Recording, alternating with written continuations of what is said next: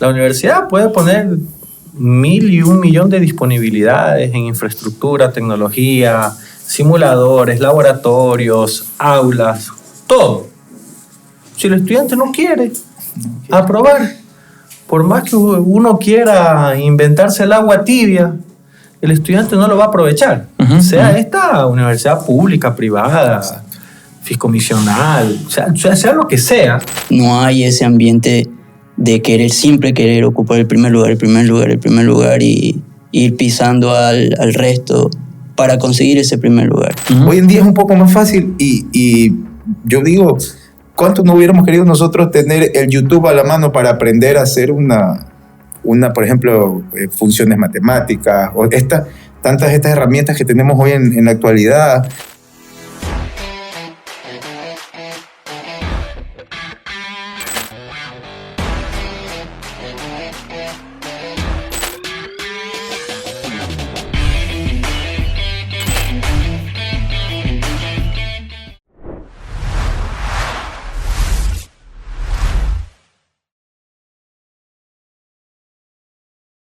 En el podcast de hoy, nos sentimos orgullosos de contar con la participación de invitados excepcionales. Estamos en Guayaquil y este episodio promete estar increíble. No te lo pierdas, comenzamos. Muy buenos días, muy buenas tardes, muy buenas noches. Quien les saluda, Santiago Villarroel, la persona que va a conducir Cortocircuito EC. Tenemos hoy un nuevo episodio, el cual vamos a hablar acerca de electricidad con propósito. Cómo la parte de educación pública y privada, principalmente privada, cuáles son su aporte ante la sociedad. Así que este nuevo episodio está lleno de emociones, tenemos invitados de lujo, estamos en la ciudad de Guayaquil, estamos netamente en la sede del Colegio Regional de Ingenieros Eléctricos y Electrónicos del Litoral. Así que nuevamente gracias a sus directivos por permitirnos estar aquí a Cortocircuito EC. Nuevamente les envío un fuerte abrazo y nuevamente muy agradecido por todas aquellas personas que nos escriben, nos llaman, nos dejan comentarios, porque cada uno de ustedes son muy importantes, comentarios que nos permiten a nosotros crecer y tener temas muy interesantes, y así también tenemos invitados muy interesantes que nos vienen a dar todo su conocimiento, todo su expertise y sobre todo su tiempo. Acuérdense que el tiempo es lo más valioso que el ser humano puede compartir, y nuevamente a todos nuestros invitados, nuevamente muy gentil, muy agradecido por su tiempo. Así que empezamos electricidad con propósito. Luis, ¿quién es Luis? Y le dieron permiso para estar aquí entre nosotros. Sí. Pues bueno, muchísimas gracias por la invitación. La verdad que es un placer, ¿no?, compartir igual con colegas del área. Pues bueno, soy un docente apasionado, investigador. Gracias a Dios terminé un doctorado en la Universidad de Campinas en Brasil, y pues bueno, actualmente soy profesor de la Universidad del Instituto Bolivariano, y pues bueno, estamos aquí para conversar, para debatir, para intercambiar varias ideas, ¿no? Especialmente con esta temática que es muy importante, porque el rol de las universidades hoy en día, por lo menos dentro de la sociedad, tiene un impacto no solamente social, sino también económico, ambiental y una serie de características, pues que bueno, vamos aquí a socializarlas aquí junto con usted y los colegas. Y después vamos a hablar de algo que has encontrado en Brasil que se diferencia de nosotros también, la parte técnica, ¿no? Sí, hay unas cositas que se puede traer aquí a colación, podemos conversar, intercambiar, hacer más que todo esas comparaciones justas, como se dice, ¿no? Con el objetivo de también a los que nos ven, que puedan tener esas herramientas incluso para hacer un poquito de juicio de valor. Pero esa es la parte interesante del podcast, ¿no? Intercambiar nuestras opiniones, nuestras ideas. Y supongo que como fuiste a estudiar doctorado, tuviste mucho tiempo de haber estudiado a bailar samba y todo eso, y en un rato nos debe dar los tips del ingeniero cómo baila samba. Ahí más o menos, pero cositas la hacemos.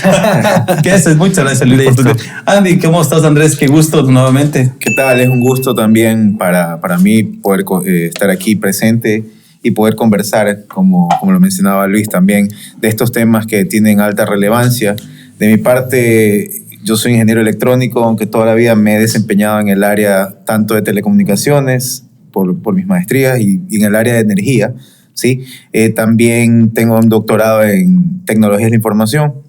¿Sí? Actualmente soy docente también de la Universidad de Guayaquil y estoy ejerciendo funciones de vicepresidente aquí en el CRIER, Así que bienvenidos también a nuestra casa. Es un honor para nosotros poder recibir y poder compartir también con profesionales como ustedes y poder debatir estos temas que son de amplia relevancia y sobre todo por nosotros que queremos sobre todo destacar el sector eléctrico, sobre todo tratar de que salga a flote ciertos temas que son de alta relevancia para la comunidad. Y sobre Sí. todo el colegio, en cómo se puede aportar nuevamente, es lo que vamos a conversar. Claro, en esa parte también nosotros estamos retomando ese compromiso inclusive de responsabilidad social ya desde el gremio, Uh-huh. ¿sí? Teniendo en conjunto con la academia.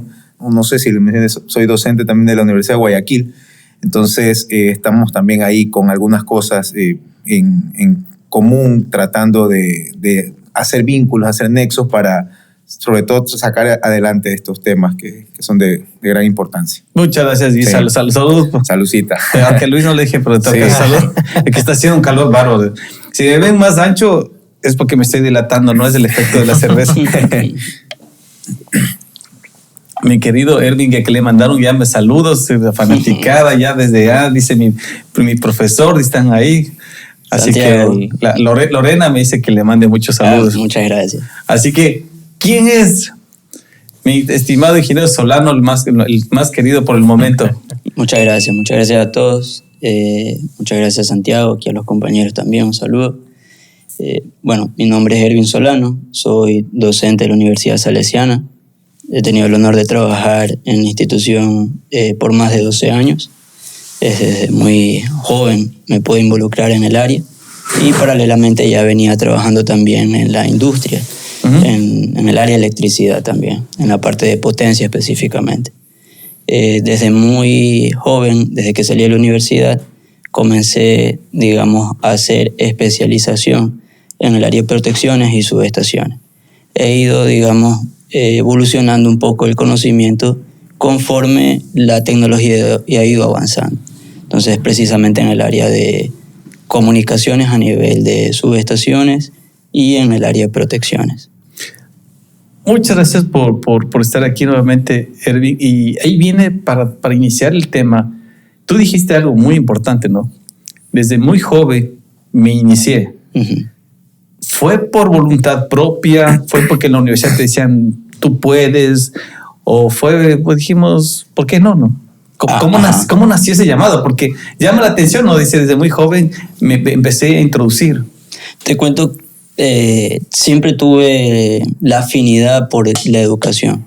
Tú sabes, cuando uno está en la universidad, normalmente se arman los grupos de estudio y eventualmente hay la oportunidad de poder hacer estos intercambios de conocimiento. Entonces siempre destacaba por, digamos, compartir esos conocimientos con mis compañeros. Salgo de la universidad, me involucro en el medio, a trabajar primero en la parte industrial y siempre tuve ese deseo de tratar de involucrarme en el área de la educación. Coincidencialmente salió una propuesta de dar un seminario en la Universidad Salesiana en el área de protecciones, pero ya venía haciendo yo unos cursos importantes en el exterior con respecto al área. Entonces el tema que se proponía se alineaba con los conocimientos que tenía y que ya venía implementando. Te hablo más o menos del año 2010, 2011 más o menos. Entonces se dio esa oportunidad, me involucro en el seminario y se da la oportunidad de una vacante justo en el área de protecciones de la universidad. Entonces concursé, participé, gracias a Dios las cosas se dieron y me involucro en el medio. Así fue, digamos, la incorporación mía en la Universidad Salesiana.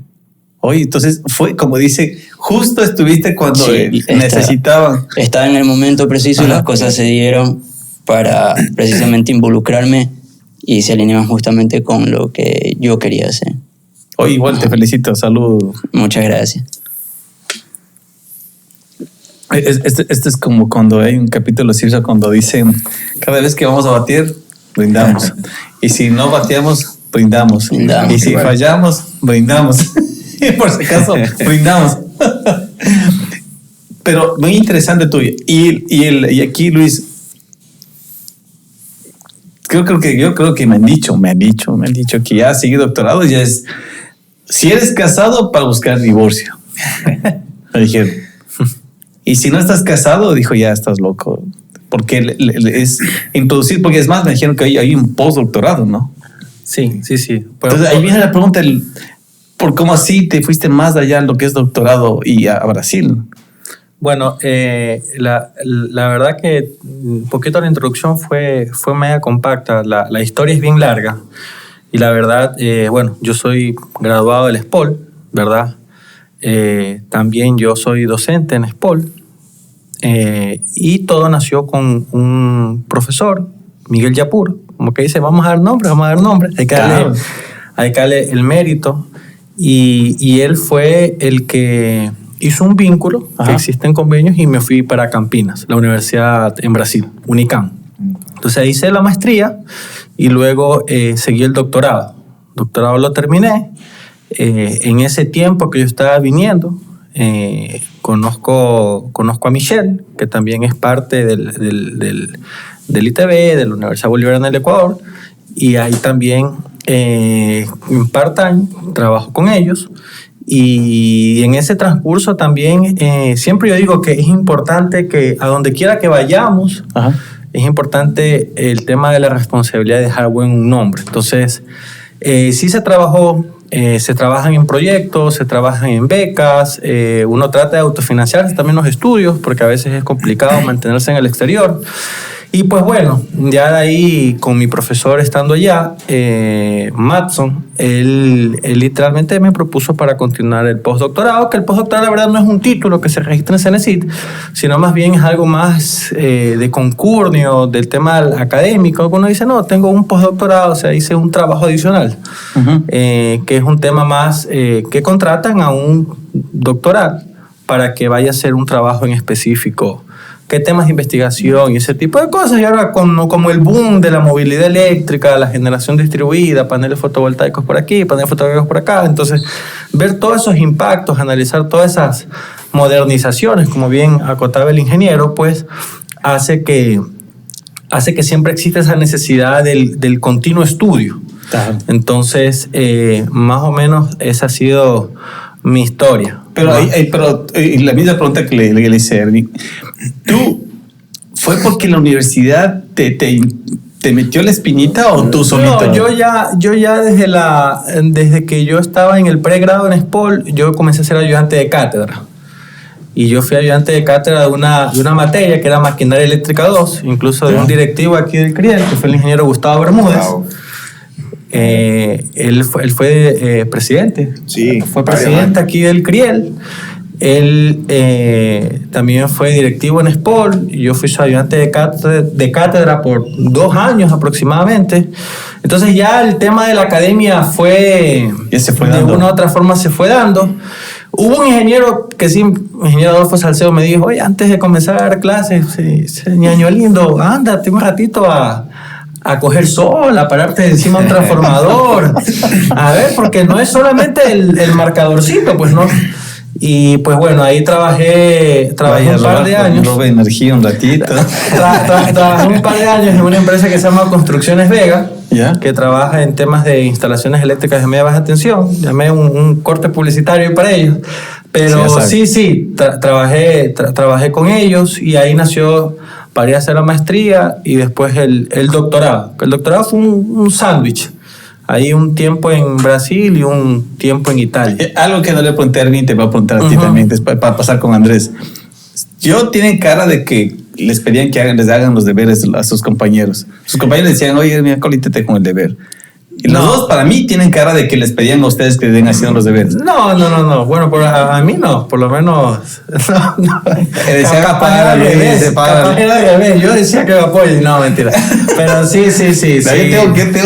Tiene cara que ahí pasa $10 por deber. Bueno, que nunca hiciste deberes a nadie. Que tengas imagen y no de... En la segunda parte vamos a decir. ¿Tú hacías deberes? Bueno, tuve un grupo bien competitivo en la universidad. No había tal situación, pero más bien nos tratábamos de ayudar entre todos. Porque el grupo de potencia, digamos de la especialidad como tal, ya después de que sales del básico, es bien pequeño. Entonces, te hablo de unas 10, 12 personas máximo. Entonces, los desafíos que nos ponían los profesores en esa época era bastante complicado. Entonces, no te servía de mucho como decir, hazme el deber, porque todo se concentraba en dar el examen al 100% para pasar. Entonces, ibas a perder el tiempo en ese sentido. Yo insisto, yo creo que tienen que... Te toca eso. Andrés... Yo me fugaba de clase. Yo era de los que me fugaba de clase. Oye, tú tienes el acento guayaco. Sí. Tú tienes un acento guayaco bien marcado. Bien marcado. Sí, ¿es cierto? Claro, sí. A pesar de que mi familia materna es de la SUAE, de Paute. ¿En serio? Sí, mi familia materna, toda mi familia materna de la SUAE, de Paute. Eso es interesante. Ustedes pueden distinguir el acento marcado si es guayaco o no guayaco. La S. Sí. Tienen ciertas palabras y una forma como lo pronuncia. Andrés tiene bien marcado. De ahí, ahorita que tú hablas, y empezaste a marcarle más, pero el Andrés tiene bien marcado. Sí. O sea, ahí sí, no sé, mis amigos serranos están aquí. Más acá, más sabroso. Más sabroso. Más sabroso. Sí. Está más relajado. Ya voy más de la mitad. Más o menos si fueras, ¿has visto cuando hablas con un cubano? Claro. Empieza a hablar cubano y uno empieza ya a bailar. Ya solo falta ahí un ritmo y ya empieza. Sí. Entonces tienes ese ritmo bien marcado. En todo caso, tuve que decirlo porque tenía que decirlo. Está bien. Pero en todo caso, tú sí mandabas a hacer los deberes. No, para nada. Yo, de hecho, tuve la suerte de que a mí me gustó mucho mi carrera desde que ingresé. Aparte, yo estudié en colegio técnico. Ay, ¿qué colegio estudiaste? Colegio Domingo Comín, técnico. Salesiano. Yo soy salesiano toda la vida. Yo también soy salesiano. Sí. Cristóbal Colón me gradué. Sí. Estamos 3 salesianos aquí. Salesiano. Sí, también Comín. Yo también. Salesiano por posgrado. Ok. Ajá. Yo sí soy del colegio igual salesiano. Estuve en el colegio técnico salesiano Don Bosco. Saludo a mis amigos, a mis ex profesores. Así que salesianos estamos aquí. Sí. Ahí estamos bien. No, yo soy del Domingo Comín toda la vida, entonces el Domingo Comín nos daban electricidad desde octavo de básica, ¿no? Entonces uno ya, a pesar de que no todos, porque yo tengo gran parte de mis colegas, a los cuales mando un saludo, bueno, mis amigos del colegio que se fueron a otras profesiones, sin embargo a mí sí me interesó mucho la cuestión electrónica, la cuestión eléctrica. Yo era muy bueno en programación, pero no sé qué, ahí hubo un cruce en el cual yo me voy a la parte electrónica y eléctrica. Nosotros electrónica y eléctrica en la Salesiana vemos hasta sexto semestre, la materia básica es la misma. Vemos máquinas eléctricas. Entonces, a mí me gustó mucho la carrera desde que ingresé.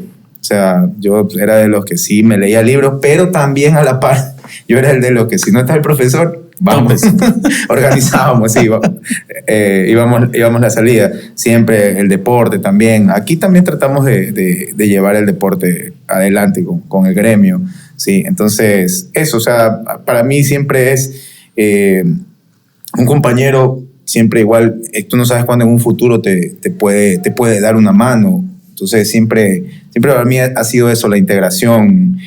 Entonces, si a alguien le faltaba un deber, bueno, ¿sabes qué? Te explico, vamos. O si a mí me faltaba, alguien me decía, oye, pila, tienes que estar ahí 11, atenta a la jugada. Y en la Universidad Salesiana se siente más ese espíritu. Sí, la universidad. Sí. Lo que pasa es que el espíritu salesiano, ¿no? O sea, uno que ha crecido toda la vida en el espíritu salesiano, es la alegría, la motivación. O sea, a ti te crean ese espíritu de alegría, de motivación, de la integración. Ajá. O sea, ese es el espíritu salesiano, ya por naturaleza. Eso es lo que nos dicen y Don Bosco y toda la cuestión. Entonces, buenos cristianos y honrados salesianos. O sea, eso es un lema que... Salud por Don Bosco. Ya quedamos al principio de todo ya. Estoy muy de acuerdo. Sí, ayer estuve en la Universidad Politécnica Salesiana y visitando. Se encuentra ese entusiasmo, ese espíritu, ¿no? Sí, el espíritu salesiano es, de hecho, uno quiere lo mismo. Yo, por ejemplo, mi hijo al comín. O sea, es una cuestión que como generación tras generación, porque ya te gusta ese ambiente, ese ambiente deportivo, académico. Entonces te vas integrando, te vas relacionando bastante bien con eso. ¿Y tú te fuiste a la parte de la docencia o no estás en la docencia tú? Al igual que Luis y Ervin, mi primera ayudantía de cátedra fue segundo semestre cálculo integral. A mí me gustaba la matemática y cálculo integral, yo fui ayudante docente. Entonces, yo tuve mi alumna más difícil, que era mi hermana, que venía 5 años atrás mío. Entonces, fue mi alumna más difícil a la que me costó enseñarle matemáticas, y también se metió a estudiar ingeniería. Entonces, de ahí me sale una oportunidad, así que cuando sale la oportunidad, me sale la oportunidad de dar clases en un colegio salesiano, para variar también, Domingo Sabio, y ahí empiezo la cuestión de la docencia. Obviamente siempre uno personalmente quiere seguirse capacitando y orientando hacia lo que estás trabajando, porque uno quiere dar lo mejor. Uno está, si vas a trabajar de docente, a capacitarte como docente para tener las mejores herramientas y poder así asumir bien tu rol, ¿no? Entonces, en ese caso yo ya fui a docente de colegio, y me salió la oportunidad de pertenecer a la Universidad de Guayaquil desde aproximadamente el 2018, o sea, ya voy para 6 años, en la Universidad de Guayaquil, en la carrera de Ingeniería en Telecomunicaciones y Tecnologías de la Información. Y sí, ya tenía la chispa docente, y hoy en día puedo decir que me apasiona la docencia. Sí, a pesar de que yo trabajo igual aparte en mis actividades de ingeniería normal, pero la docencia también me apasiona. Entonces uno lo hace con pasión y entrega hacia los estudiantes. Y hoy en día, para mis 3 invitados que ya conocen, fueron estudiantes y todo eso, ¿qué ha cambiado las universidades de lo que cuando ustedes estudiaron?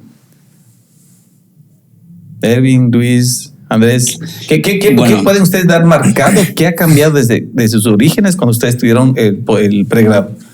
Te hablo, por ejemplo, cuando yo estuve como estudiante, las, vamos a decir, ideologías, las políticas, la forma de manejar la universidad en la Politécnica del Litoral es muy distinta del espíritu de la salesiana. Entonces, por lo menos en la Politécnica del Litoral, es un ambiente muy competitivo. Yo lo sentía así desde, vamos a decir, el ciclo básico hasta la especialidad. Entonces acá yo no siento esa situación, sin llegar a la mediocridad, por supuesto que no, pero no hay ese ambiente de siempre querer ocupar el primer lugar y ir pisando al resto para conseguir ese primer lugar. No hay esa situación, por ejemplo, en esta experiencia mía como docente versus cuando yo fui estudiante. Te hablo de 2 instituciones totalmente distintas. Ajá.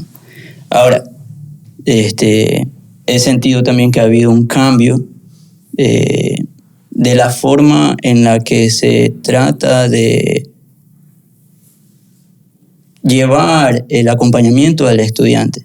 En mi época era muy autónomo la forma en la que el estudiante llevaba su aprendizaje, con una guía muy básica por parte del profesor, ¿cierto? Con unos recursos muy limitados en cuanto a la parte tecnológica.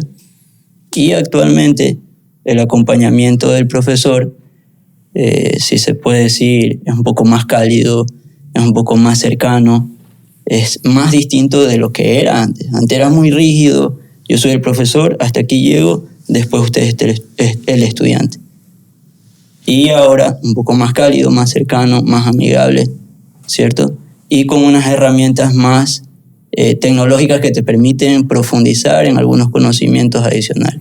Oye, y todo lo que tú dices aparte, Andrés, tú que estás en la Universidad de Guayaquil, ¿eso ha mejorado la educación o cómo lo has medido tú? Justo, precisamente quería acotar ese punto. Para mi percepción personal, eso depende mucho de quién quiera llegar a ser verdaderamente un buen profesional, porque quizás a veces eso puede ser hasta una desventaja. Lo digo porque yo sé que acá los compañeros también en su momento coincidimos, ¿no? Nosotros teníamos que el profesor te decía, vamos a hablar de transistores, y tú tienes que ir al Boylestad, a la biblioteca, a leerte un capítulo entero de transistores. Y el resto es tuyo. Y verás el examen y resuelve. Y eso te daba a ti herramientas, te daba inclusive la capacidad cognitiva, la capacidad de resolver problemas. Hoy en día es un poco más fácil y yo digo, ¿cuánto no hubiéramos querido nosotros tener el YouTube a la mano para aprender a hacer por ejemplo, funciones matemáticas, o tantas estas herramientas que tenemos hoy en la actualidad, herramientas de software, herramientas de simulación para nosotros poder simular en su momento sí las tuvimos, pero muy limitadas a lo que está ahora. Ahora tenemos todo en línea, que el aula virtual, que las clases sincrónicas. Bibliotecas virtuales. Por ejemplo, a los que nos gusta leer, tenemos artículos científicos.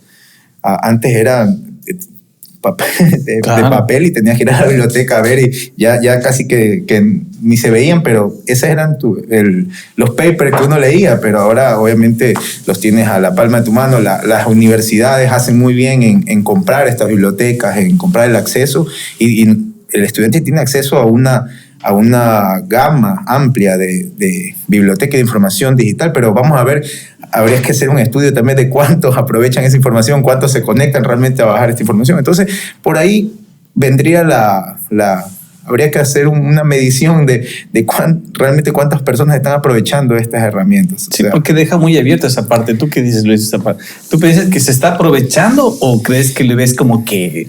O sea, uno que otro lo hace y otro simplemente pasa el tiempo ahí? La verdad, hay algo que rescato bastante. Depende del profesional mismo que se quiera formar. Claro. ¿A qué me refiero con esto? La universidad puede poner 1.000 y 1 millón de disponibilidades en infraestructura, tecnología, simuladores, laboratorios, aulas, todo. Si el estudiante no quiere aprobar, por más que uno quiera inventarse el agua tibia, el estudiante no lo va a aprovechar. Sea esta universidad pública, privada, fiscomisional, sea lo que sea, el estudiante, por lo menos creo yo, que el 70% del fruto depende mucho del estudiante. Ahí hay cositas que yo sí, el compañero hablaba algo de la Politécnica Litoral, la Politécnica Salesiana. Sí, el tema de competitividad normalmente existe. Yo creo que la competitividad existe en todo lado porque normalmente las personas se levantan todos los días a querer conquistar algo. O a alguien. Pero normalmente sucede así. Entonces, por un lado es bueno que sí existe la competitividad, quizás esa mística politécnica hace que cada quien sea autodidacta, por así decirlo, e ir atrás de sus frutos. Yo tuve la oportunidad de estar en el Politécnico de Milán, en la Unicam, todo, y el trato es copy y pega igualito a lo que me pasó acá. Claro, a eso fue cuando yo estaba en calidad de estudiante. Ahora estoy en calidad de docente. Muchas cosas cambiaron, pero nosotros tenemos que tener algo muy en cuenta. El mundo cambió por el tema del COVID. Así es. Todo cambió. A tal punto que lo que ya existía en las infraestructuras de Google Meet, de Zoom, porque siempre existieron, se terminaron consolidando. Ya no como una herramienta para, si hay un problema, una inundación, vamos a conectarnos. No, ahora ese va a ser nuestro canal de comunicación para transmitir el aula. De ahí se consolida el tema de aulas virtuales, donde el estudiante tiene todo ahí, ya los PDF, los libros digitales se comienzan a consolidar más. Y claro, ahora si uno con el COVID ya fuera, nos acercamos a las bibliotecas y hay bastante porcentaje de ausentismo. ¿Pero por qué? Porque ahora, como decía el compañero, tenemos todo en la palma de la mano, una tablet, un teléfono, revisamos todo. Entonces, yo creo que independientemente de que si la universidad es pública, privada, si es que tiene medios o no tiene medios, o sea, yo conozco compañeros que son de escasos recursos, se graduaron, son gente brillante, ahorita no están aquí. Son profesores en Singapur, tengo otro compañero que está en Melbourne. O sea, es las ganas de buscar, de salir adelante. Quizás sí, esas personas van a tener un hambre de competitividad, que quizás esa persona comía una vez al día y sabe que el margen de error para él es estrecho. El margen de error no es tan amplio.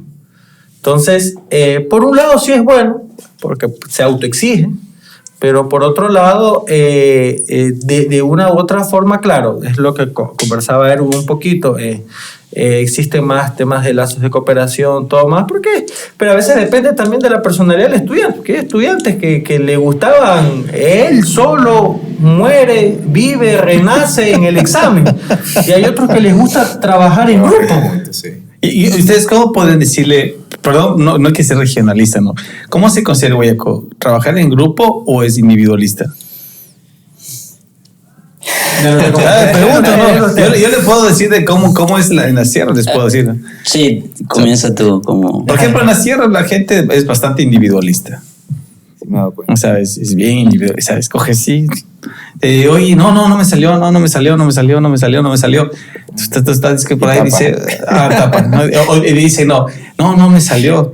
Y sí terminó el examen, ¿no? Y para allá dice, oye, a mí me salió 18.5, a mí me salió 18. ¿Cuánto? Así el Serrano es sí bien individualista. O sea, sí es eso. Así puedo decirlo que yo obviamente viví 45 años y vivo ahí. Es así.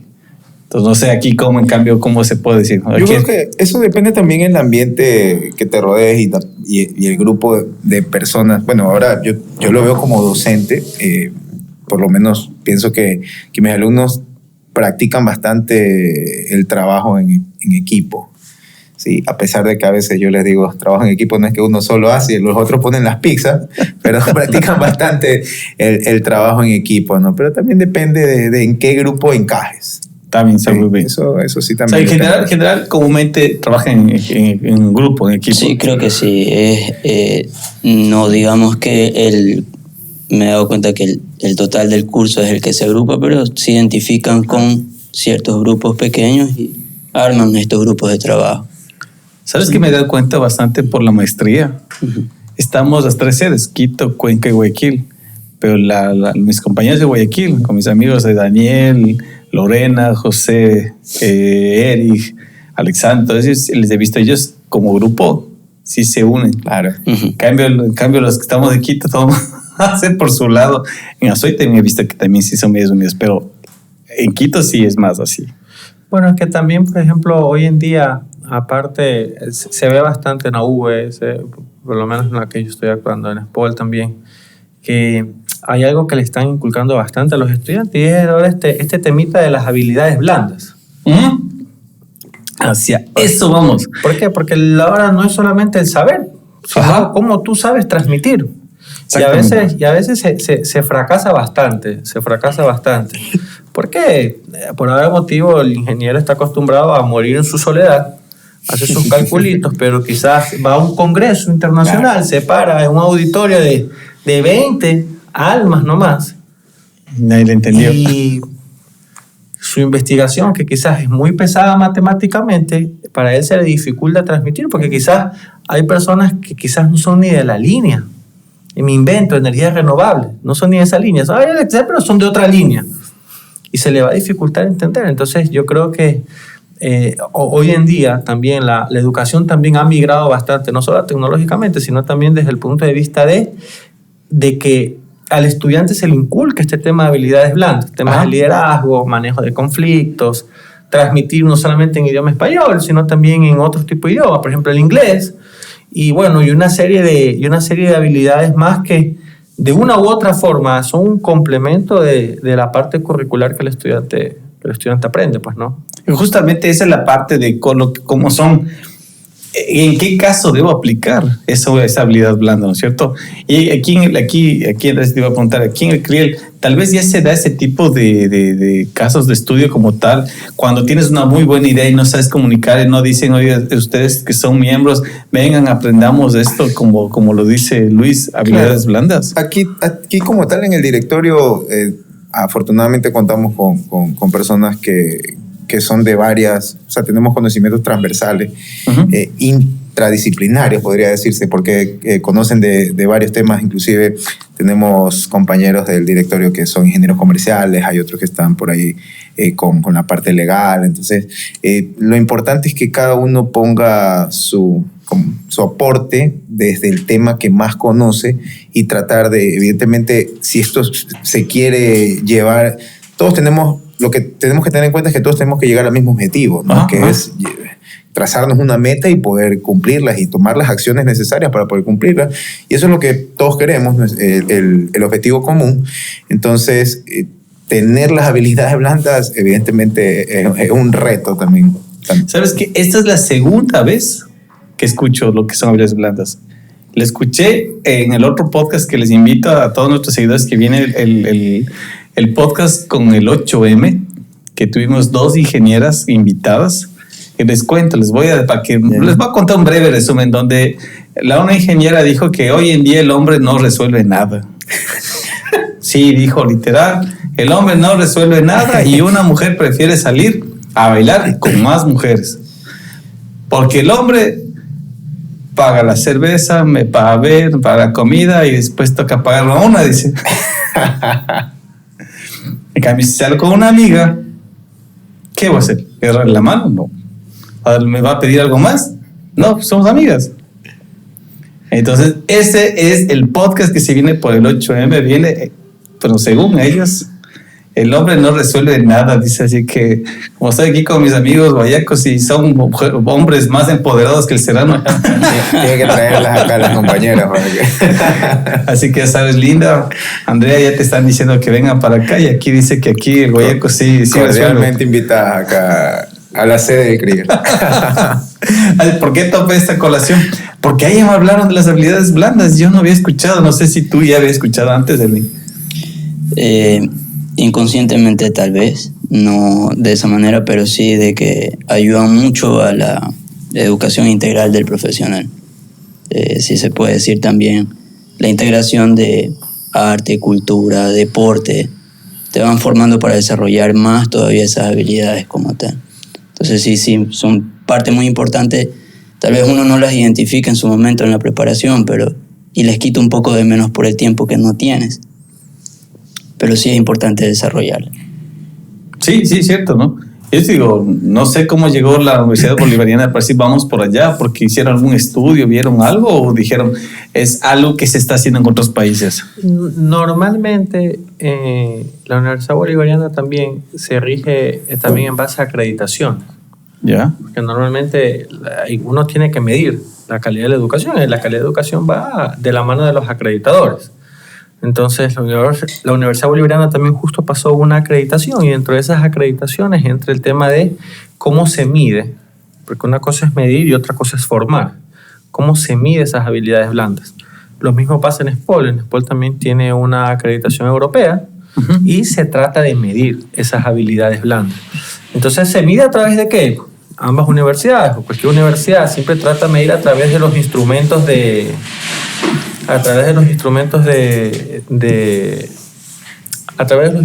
medición, como por ejemplo proyectos, exposiciones, evaluaciones, lecciones, trabajos grupales donde uno puede medir el manejo de conflictos, quién es el líder, qué sé yo, hay una habilidad blanda que la idea es transmitir alguna información en otro idioma, inglés, me invento. Se manda un trabajo y los resultados o la consolidación o la discusión se lo hacen en inglés. Hay materias que se las puede dictar en inglés también. Entonces hay una serie de instrumentos, ¿verdad? Para poder medir esas habilidades blandas. Las habilidades blandas a veces van a depender de acuerdo a qué universidad quiera acreditarse. Entonces hay universidades que se van por la línea europea, otros por la línea americana, etcétera, etcétera. Pero, por ejemplo, la Universidad Bolivariana también se rige de acuerdo a acreditaciones y se mide bastante el tema de las habilidades blandas. ¿Por qué? Porque el estudiante se evidencia de que el estudiante no solo, independientemente de la carrera, ingeniería eléctrica, puede estar sistemas, puede estar el tema de la licenciatura en enfermería, me invento, al profesional se le trata de una u otra forma, aparte de enseñarle sus contenidos curriculares, también el tema de inmiscuir un poquito más el tema de las habilidades blandas. ¿Cacha lo que es pedir algo cualitativo en forma cuantitativa? ¿Sabes? Por ejemplo, no sé si te ha pasado a ti, Edwin, igual a ti, Andrés, que a veces uno dice, Inge, te dice, ¿qué hora? Las 8, ¿te vas? ¿Y por qué está bravo? No sé si les ha pasado a ustedes. Dicen, no sé, solo te dije las 8, no entiendo. O sea, hay veces es la percepción como la otra persona lo recibe. No sé si a ustedes les ha tocado o ha pasado eso, uno. Y dos, te doy la razón igual, porque Erwin, porque como salesianos a nosotros nos enseñaron a ser amables, a trabajar en equipo, a empezar a hacer eso, socialmente, ser bastante optimista y todo, ¿no? Pero ahí viene la pregunta que estaba haciendo hace un momento. Posiblemente el ecuatoriano como tal tiene prejuicios al querer pedir ayuda, no pide bien, y cuando no se le ayuda se siente mal. O sea, yo probablemente también argumentando un poco y completando la pregunta que hacías hace un momento de qué es lo que ha cambiado de la educación anterior con la actual, yo creo que también es un reto para las universidades que tienen que hacer su diseño curricular para nuevas carreras, para que también involucra el cambio de los sílabos y estas cuestiones, porque ya en otras universidades están integrando en sus programas, en sus plan de estudios, materias tales como, de las que más recuerdo que dicen que deben ser importantes, educación financiera. Yeah. Nosotros no, como probablemente estamos con números y todo, pero educación financiera debe ser una materia, como dice la vida del ingeniero, un pilar. Tú trabajas de simuladores, de todo tipo de simuladores, de los más complejos, y terminas utilizando Excel, dicen a veces por ahí, ¿no? Pero educación financiera, inteligencia emocional, dicen que es otra materia que debe estar integrada ya en nuestros currículum. La otra materia también es trabajo en equipo y liderazgo. Y sobre todo para que, como decía Luis, por ejemplo, el ingeniero también debe saber expresar, comunicar sus ideas. Lo comentabas hace un rato, ¿no? Cómo expresar y cómo recibes ese mensaje. Entonces, es algo que también se debería empezar a trabajar aquí en los diseños curriculares también de nuestras universidades. Ver la forma de ir integrando estas materias de habilidades blandas que estábamos hablando para formar mejores profesionales que también tengan estas capacidades cognitivas y de socialización de una mejor manera. ¿Tú qué dices, Elvin? Coincido con ambos. Coincido de que aquí es el objetivo que se marque la universidad, la visión que tenga y cómo decide diseñar con base a estos elementos una malla curricular que encamine al estudiante hacia los retos de mediano y largo plazo que estamos teniendo en nuestra actualidad. Que si bien es cierto, como dice Luis, el tema de la pandemia hizo un cambio radical en la vida de todos. Nos dejó cosas buenas, nos dejó cosas malas. Cosas buenas como, por ejemplo, la opción de poder estudiar de manera virtual cuando hay ciertas circunstancias que lo impiden. Alguna situación de salud, alguna situación que paraliza de pronto al país. ¿Cierto? Entonces, conecto el tema de las habilidades blandas, el tema de los desafíos, como dice Andrés, a el entorno total, los cambios que tenemos día a día, un desafío muy complejo y que debe ser tomado con mucha responsabilidad en el diseño y la visión que se quiere tener del profesional, precisamente para que ese profesional tenga esa parte importante que dice Andrés, que es la inteligencia emocional para enfrentar esos cambios. Que no basta normalmente con la preparación racional, académica, a donde normalmente se fortalece, sino más bien desarrollar eso para poder tener el equilibrio de soportar todos esos cambios es un extremo. Sí, inclusive hasta las presiones profesionales que vamos a tener. Entonces yo lo veo como pilares fundamentales que debe sostenerse el profesional. Ahora, si bien es cierto, la universidad es un conocimiento importante, no lo es todo, ¿no? Ya queda, digamos, en la guía del profesional comenzar a llenar en la medida de lo necesario lo que requiera para poder ir enfrentando esos desafíos. Sí, es cierto, la verdad. Nuevamente, gracias. El ser humano aprende de sus errores, ¿no? Y creo que hace mucho tiempo atrás, lo que tú decías, lo que ustedes decían, ¿no? El profesor decía, ¿sabe qué? Esto es el transistor y vayan a buscar el resto, cómo funciona. Entonces nos obligó a investigar. Una vieja escuela, por decirlo. Claro, esa es una escuela que posiblemente te ayudó a ti mismo a decir, bueno, no creo que es esta vaina para mí, o sí es esto, y investigar. Y ahí uno aprende, ¿no? Imagínate, tú aprendes de tus errores. Y eso te permite ser a ti mucho más. Como tú decías, Luis, a veces que hay personas que le eran muy escasos recursos que posiblemente saben lo que es el tema de ahorrar a la fuerza. Es ahorrar a la fuerza.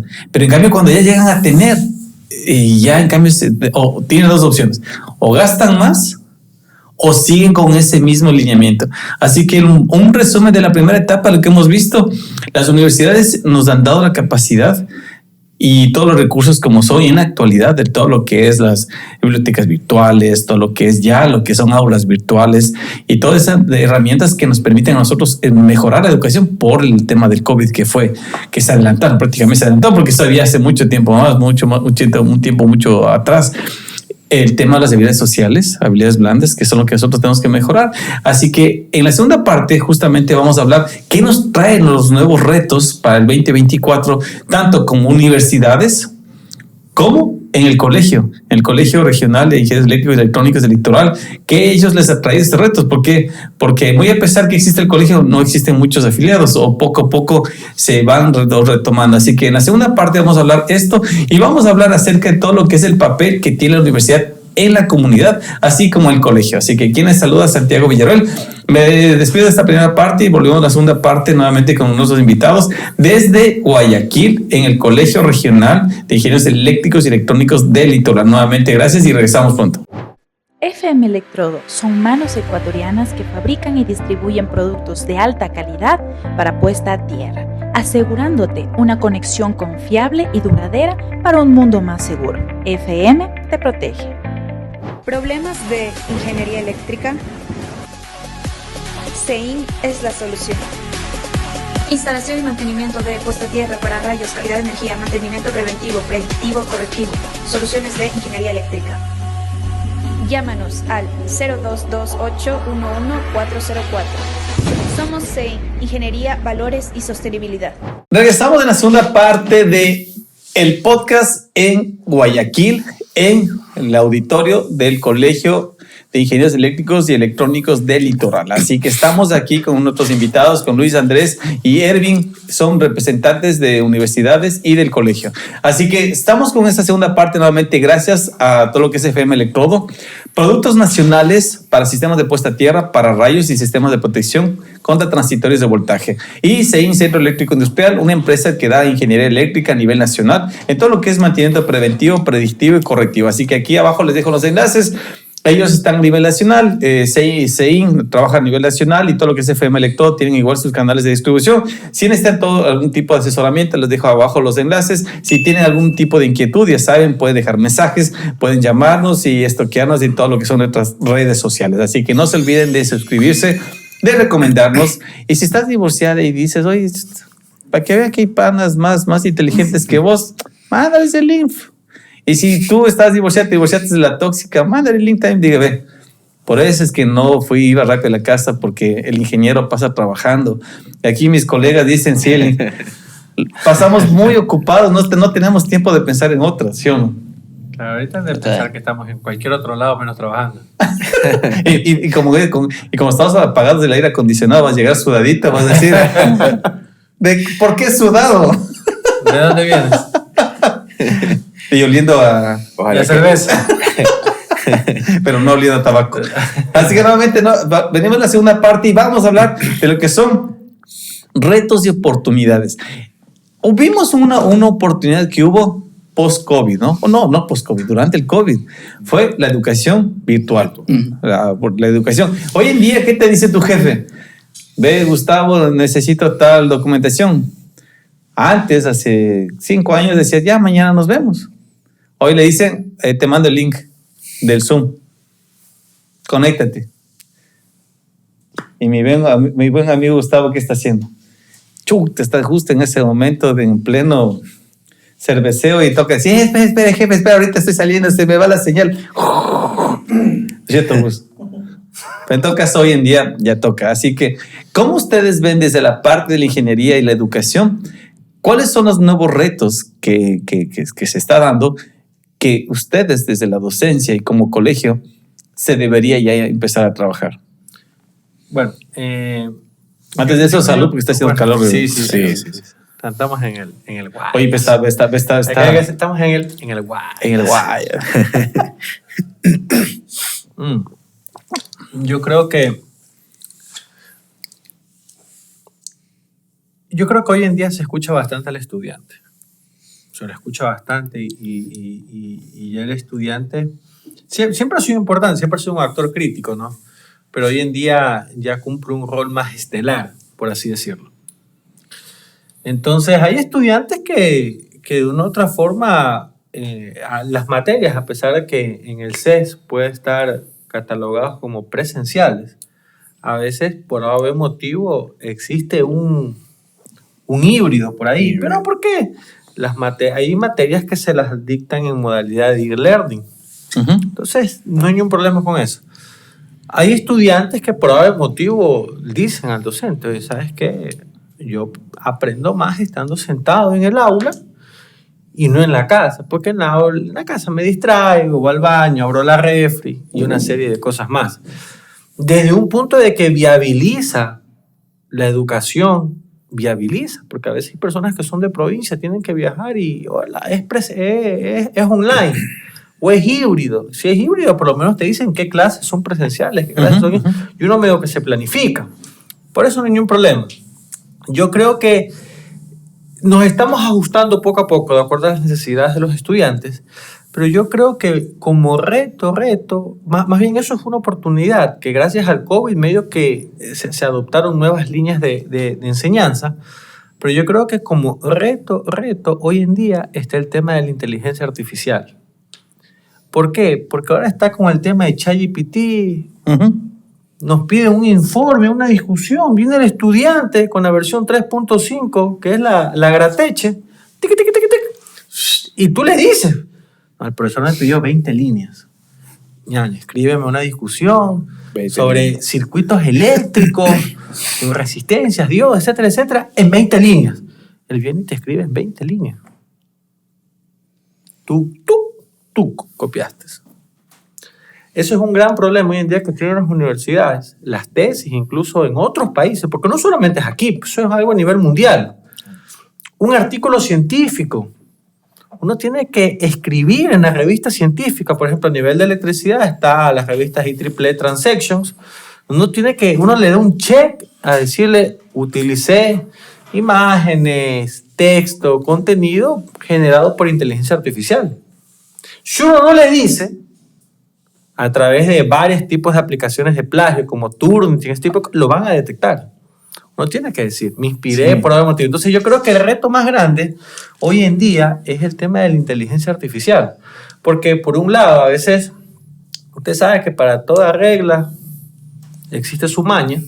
El tema es que la inteligencia artificial llegó para viabilizar temas de educación, pero yo creo que a veces, como bien dijo aquí el compañero, hay estudiantes y estudiantes. O sea, hay estudiantes que dicen, no tengo tiempo, estoy tarde, voy a llegar tarde al instituto.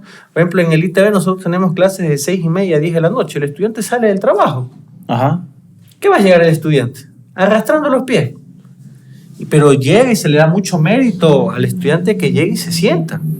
Con 9:30 a 10 de la noche sale. Se recibe su breakercito, se come su chucito, su papita, su lunch, alguna cosa, pero es pesado. Entonces, ¿qué pasa?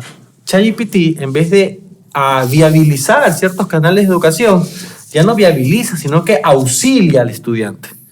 Entonces, dependiendo de la naturaleza en que nosotros estemos, ChatGPT y cualquier inteligencia artificial, yo creo que es loable que el docente enseñe al estudiante cuáles son sus bondades y verlo como una herramienta que viabilice, más no que auxilie.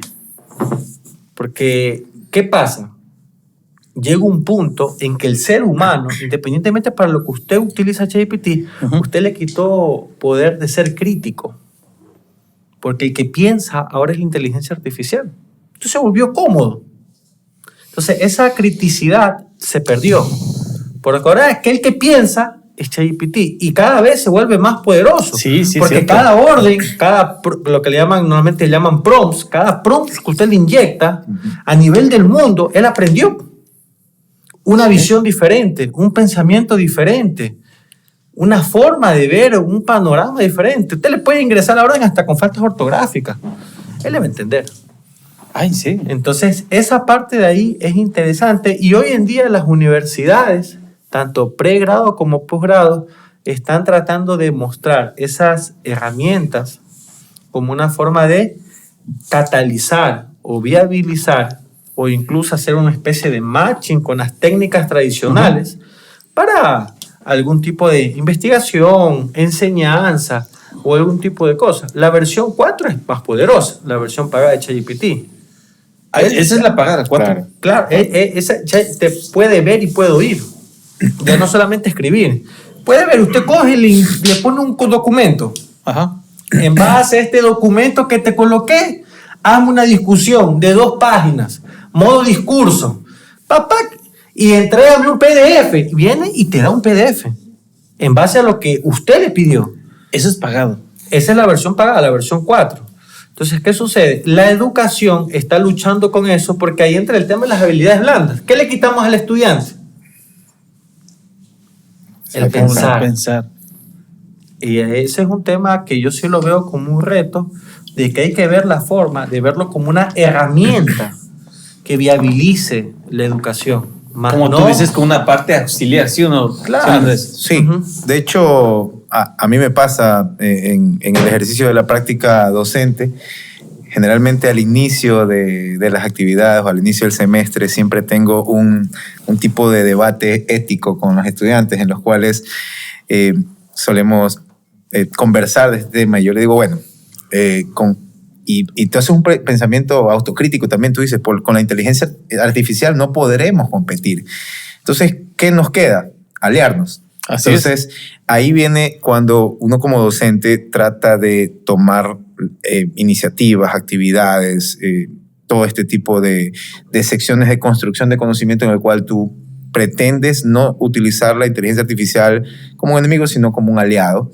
En ese caso, el estudiante también lo tratas de llegar con tu mensaje para que él te entienda que va a ser un aliado, más no va a ser, como dice Luis, un mecanismo de auxilio, ¿sí? Y algo que también, algo que estábamos hablando hace un momento sobre esto de la pandemia y el COVID. Generalmente hay mucha gente que dice, sobre todo en la comunidad, que dice que la pandemia hizo que aparecieran nuevas tecnologías y todo. Realmente yo siempre digo que la pandemia no hizo que aparecieran nuevas tecnologías, sino que aceleró lo que quizás en otros países ya se daba, ¿sí? Por ejemplo, nosotros hoy en día ya no...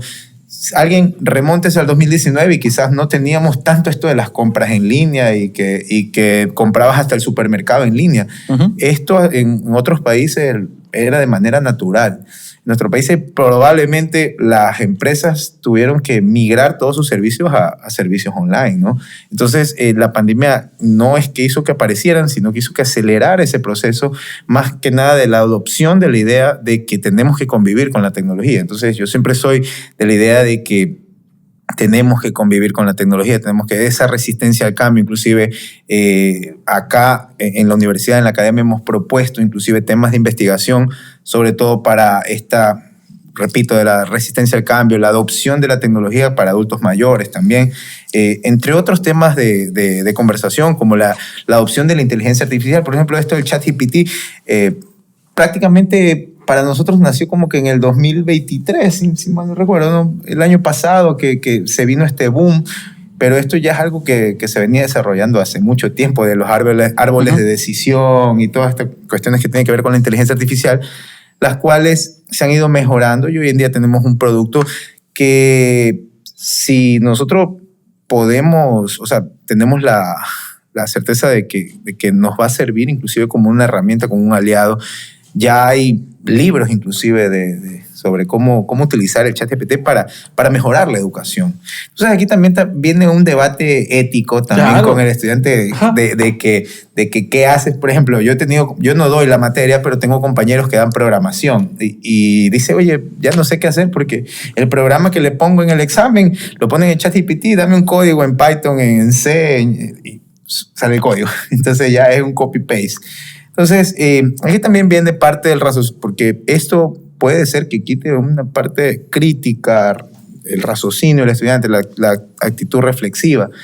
Entonces hay un debate ético también que debemos hacer investigación en esa parte. Y esa parte, por ejemplo, tú en este caso, Erwin, que tú que eres docente, ¿te has dado cuenta cuando está un estudiante lo ha hecho con ChatGPT o pasa desapercibido lo que te pasa aquí como experiencia? Sí, es identificable. El lenguaje en el que lo escribe el estudiante no es el mismo en el lenguaje que te lo muestra la inteligencia artificial. Es totalmente distinto. Ahí te das cuenta entonces. Totalmente. O sea, tienes que leer la forma en la que está planteado el texto. Es muy formal. Entonces, eventualmente el estudiante usa ciertas formas de expresarse cuando escribe, como si estuviese hablando. Entonces te das cuenta fácilmente de que efectivamente ha hecho uso de este recurso.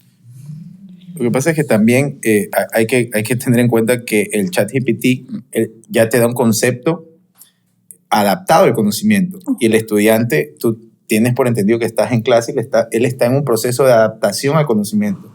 Entonces, como dice Erwin, el lenguaje va a ser totalmente distinto. Alguien que ya comprende el tema de lo que sea, a alguien que está en proceso de adopción del conocimiento. Va a ser totalmente distinto. ¿Te das cuenta? Hay otras técnicas que ya uno va desarrollando, como, por ejemplo, que te ponen puras viñetas. El ChatGPT, tema por tema, te ponen las viñetas o te enumera. Entonces te vas dando cuenta. Te lo secciona, sí. Entonces, ahora, yo, por ejemplo, desde el punto de vista técnico, por así decirlo, considero que la pandemia a nosotros nos trae un reto, un desafío, en el sentido de que nos dejó la virtualidad como un recurso. Sin embargo, por ejemplo, cuando nos tocó dar nosotros la clase virtual, efectivamente no llegas a completar todo ese conocimiento técnico que el estudiante necesita cuando estás en la presencialidad, con la incorporación de la práctica, el uso de los laboratorios. ¿Okay? Entonces, ese es un reto bastante importante al que nos enfrentamos con aquellas materias ya de especialización que requieren el uso de laboratorio. Hablemos, por ejemplo, de protecciones, hablemos de los relés en el laboratorio de protecciones, hablemos de maquinarias con el uso de los motores, módulos de sincronización de máquinas de C, AC, etc. Transformadores, laboratorios transformadores. No son todas las materias del pensum, pero un porcentaje importante requiere el laboratorio. Entonces, ¿qué actividades nosotros complementamos para poder hacer esto? Es realmente el reto como tal, ¿no? Y la parte ética, como dice tanto Andrés como Luis, es muy importante. Nosotros sabemos que el estudiante puede utilizar este recurso para poder hacer sus actividades, eso está claro. Tenemos que diseñar actividades para tratar de evitar esto y que lo usen más bien como una herramienta de ayuda, pero no completamente como una herramienta que sustituya el proceso del desarrollo de la actividad. Como ustedes dicen, y lo comenzó diciendo Luis al principio de la charla, del podcast, esas habilidades blandas, cuando uno tiene que transmitir su conocimiento, se eliminó el ChatGPT. Es lo que él tiene como conocimiento al transmitirlo a un auditorio. El momento que él se enfrenta en un laboratorio al resolver un problema, un conexionado, no hay ChatGPT.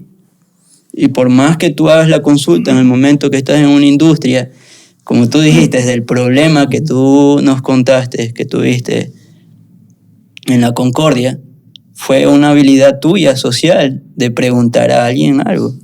Entonces, es precisamente eso lo que tenemos que hacer, de utilizarlo tal vez como enseñarlo a utilizar como una recurso de ayuda, pero que el estudiante esté claro mediante las actividades que incorporemos de que es él el que se enfrenta a esos problemas que él como persona tiene que resolver y que tal vez la inteligencia artificial se convierte en una herramienta más para poder abordar un problema.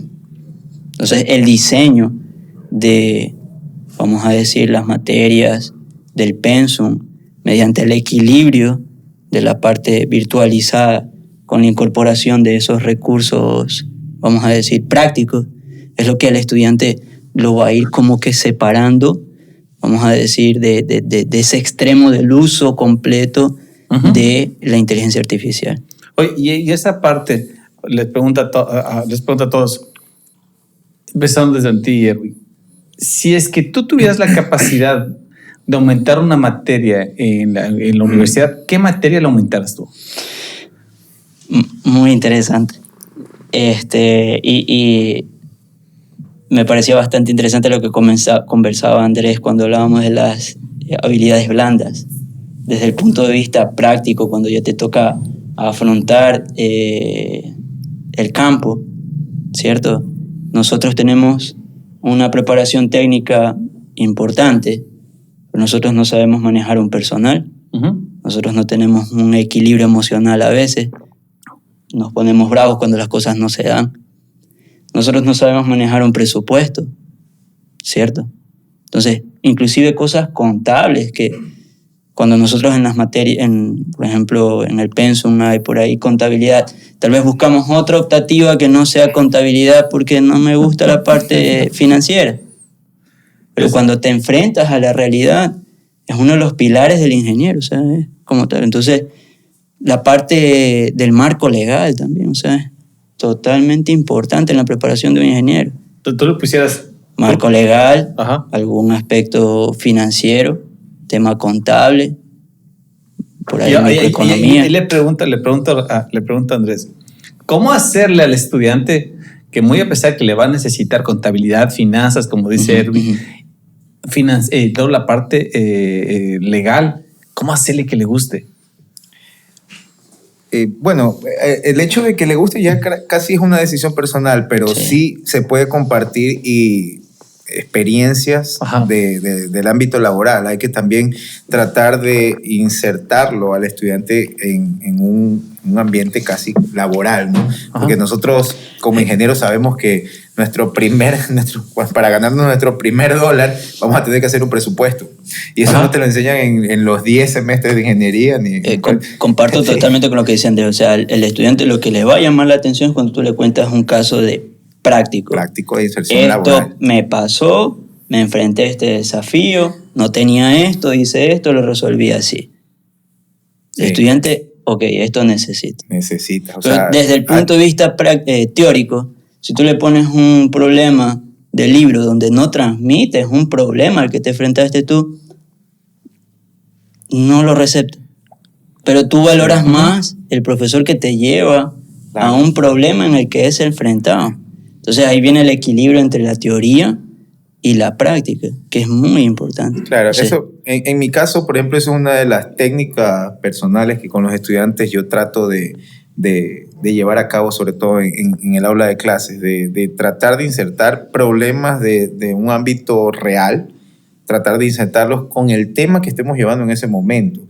En caso de telecomunicaciones, en el caso energético, tratar de llevar para que el estudiante se sienta inmerso en ese campo laboral y se sienta que también él va a ser útil resolviendo un problema que evidentemente es lo que ellos como su preparación es lo que quieren, resolver un problema de ingeniería. Yo les digo, bueno, van a prepararse para ser ingenieros, o sea, para resolver problemas de ingeniería, y eso es lo que hace el ingeniero, resolver problemas.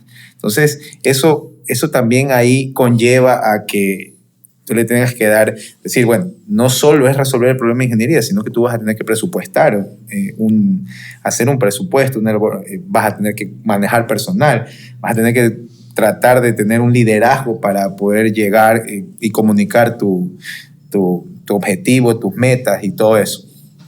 Sí.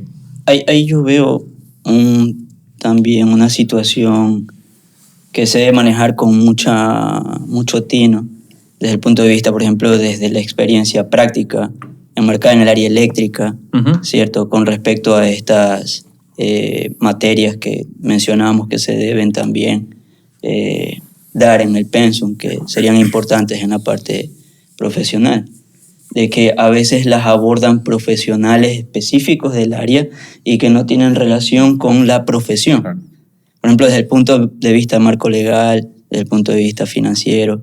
Entonces creo que, si bien es cierto, ese especialista la de, pero de alguna manera tiene que tener alguna relación con el área eléctrica para que tenga esa conexión también con el estudiante. Sí, es verdad. Y te pregunto, ahí viene el Luis, que es con esa mentalidad de Brasil, te hago una pregunta. ¿Es mejor que hablando rentablemente ya, que un técnico aprenda finanzas o que alguien de finanzas aprenda algo técnico? ¿Quién crees que es más rentable? Bien, antes de contestar eso, yo quería abordar algo que a veces nosotros pensamos bastante en el rol que cumple la universidad. Yo creo que a la larga son temas en conjunto en que ya debe venir también en parte en los colegios. En los colegios, por ejemplo, se les están enseñando bastante el tema de financial skills, que son esas herramientas económicas que los estudiantes deben de tener. Y eso viene de una doctrina japonesa. Hay varios colegios que manejan ese tipo de lineamiento. Entonces, yo creo que hoy en día, aparte del tema financiero, económico, manejar proyectos, hay algo que yo me pregunto y les traigo a colación. O sea, ¿por qué están estas técnicas de inteligencia artificial o de machine learning hoy en día, pero cada vez tocándonos la puerta más fuerte? Porque tenemos datos. Y las redes eléctricas hoy en día se vuelven más modernas porque hay medidores, hay datos. Usted tiene un punto de generación distribuido, usted tiene un medidor. Tiene un cargador eléctrico de un vehículo eléctrico, tiene un medidor. Entonces, ¿qué sucede? Por lo menos en transmisión y en generación, usted tiene datos por las PMU y una serie de cosas. Entonces, ¿quién trata esos datos? Esos datos siempre han existido ahí y a veces por la propia experiencia del ingeniero lo lee y dice, vamos a hacer esto. Pero ya existen técnicas que nos permiten tomar decisiones. Entonces, dentro de una materia que puede añadir a nuestra parte de nuestra formación, puede ser algo alineado al tema de programación. ¿Cómo yo puedo administrar, tratar, minerar un tsunami de informaciones que hoy en día nos llega? En la parte de telecomunicaciones, eso es abismal. Eso es terrible. Hay cantidad de datos, pero en cuestión de milisegundos. ¿Quién trata esas informaciones? Antes no se las podía hacer porque no había las infraestructuras. Hoy en día hay infraestructuras computacionales, la nube, servidores físicos, que se pueden hacer una serie de tratamientos. Entonces, esa es la parte interesante. Y alineando a lo que usted me dice con el tema de Brasil, sí existe una diferencia abismal, porque primero hay bastante aporte, incentivos económicos por parte del Estado. Y le pongo un ejemplo. Yo estudié en la UNICAM y varias universidades pueden pleitear, pueden licitar una serie de fondos concursables, pero hay una ley en la que la empresa pública, el 2% de sus utilidades tienen que destinarlas a investigación y desarrollo de proyectos. Se paren de cabeza. ¿Quién maneja ese 2%? Las universidades. ¿Quién rige eso? Algo que le llama ANEL, que para nosotros sería el SENACE. Hay alguien que tiene que administrar esa locura de ahí, porque es plata. Bastante plata. Entonces, y a la larga, ¿qué estamos haciendo? Uniendo las universidades público-privadas, ¿con quién? Con las empresas públicas. O con las empresas privadas que administran el tema de la gestión de la energía eléctrica. Entonces, alguien, no recuerdo quién de los dos decía, no, es que a veces la parte académica con la parte industrial como que están medio separados. Y hay que unirlos un poco. Que a veces el ingeniero que está en campo es más bacán que el académico y el académico dentro del aula se cree más bacán que el que está en campo. Y es así. Entonces yo creo que de una u otra forma se puede socializar eso. Se ve eso en Brasil, se pudo evidenciar un poquito en Italia. Tuve la oportunidad también de visitar Cornell University en Estados Unidos y también se puede evidenciar un poquito eso. Que usted puede ver tranquilamente tomándose una cerveza el ingeniero que trabaja en estatal de generación, con el universitario. Intercambian ideas. Entonces, independientemente de que sea interesante, si un técnico aprende una técnica más de finanzas o el financiero aprende técnica, yo creo que va algo más allá. Va algo más allá en el sentido de que entre nosotros mismos a veces nos pisamos la manguera. Cuando nosotros podemos ver esto, el que le interese, quizás el de la empresa lo puede ver como un modelo de negocio y el académico también lo ve como un modelo de negocio, porque el académico tiene pasantías, vinculación, inserción laboral. La universidad, si no inserta a los estudiantes en el mundo laboral, fracasa. Por eso que hay un tema hoy en día, entre comillas, que le llaman alumni. Ese seguimiento, porque son seguimiento de graduados. ¿Qué pasa con tus graduados? ¿Dónde están tus graduados? Entonces, ese tipo de detalles es interesante y creo que el problema no es ni de la universidad, ojo, ni de las empresas públicas o privadas que se dedican al negocio de la energía eléctrica, sino que creo que debe existir un marco regulatorio en donde, ¿sabes qué? Voy a crear un ecosistema en donde estos dos panitas comiencen a comulgar. Y el único favorecido, ¿quién va a ser? El profesional, el estudiante que se gradúa, el profesional que quiere seguir estudiando, una maestría, un doctorado. ¿Por qué? Porque existen financiamientos. O sea, no, a veces pensamos que la universidad viene a soplar y hacer botella. No, que la universidad es asada y cosas. No es tanto eso, sino que también a veces se sientan los directivos, se sientan los profesores y decimos, bueno, ¿y qué hacemos? ¿De dónde sacamos los recursos? A veces es muy fácil apuntar con el dedo, pero también los institutos de educación superior hacen lo que más pueden, con lo que tienen. Pero también hay que a veces ver esa parte en donde exista una especie de un marco en donde vamos a unir la academia con la industria. Pero ¿qué hago? ¿Qué creo para que estos dos vean atractivos ese modelo? Y ahí es el punto donde hay que pensar. A veces nosotros siempre decimos, oye, hay que hacer ese trabajo de investigación. Mírate en GitHub, mírate en Internet. Un chinito tuvo que haberlo hecho. El problema que está aquí, oye, necesito montar una matriz en MATLAB. Un chinito tuvo ese problema. Algo así nosotros también podemos hacer una analogía.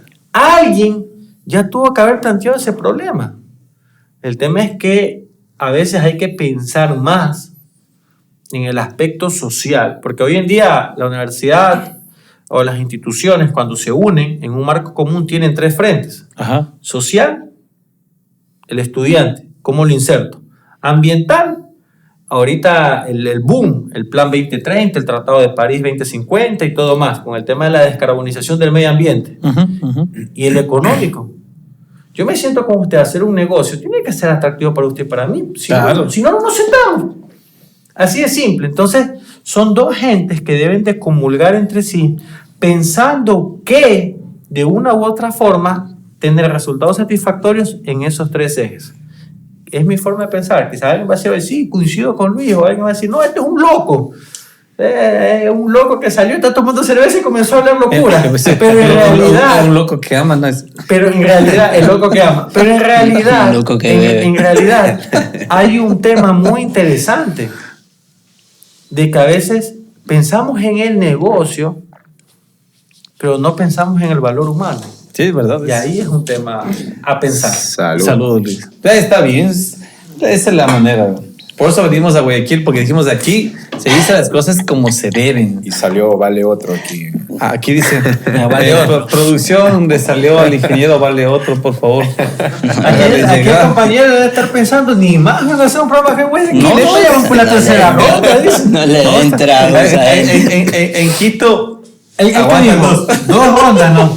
Una. Y aquí ya está, ya. No, ya voy a pasar producción. No, ¿qué pasa aquí? Mis invitados, esto es financiero. Debe existir rentabilidad, debe existir esa manera en que podamos seguir creando. Ahorita estamos creando ciencia. Está saliendo así las cosas, ¿sí o no, Erwin?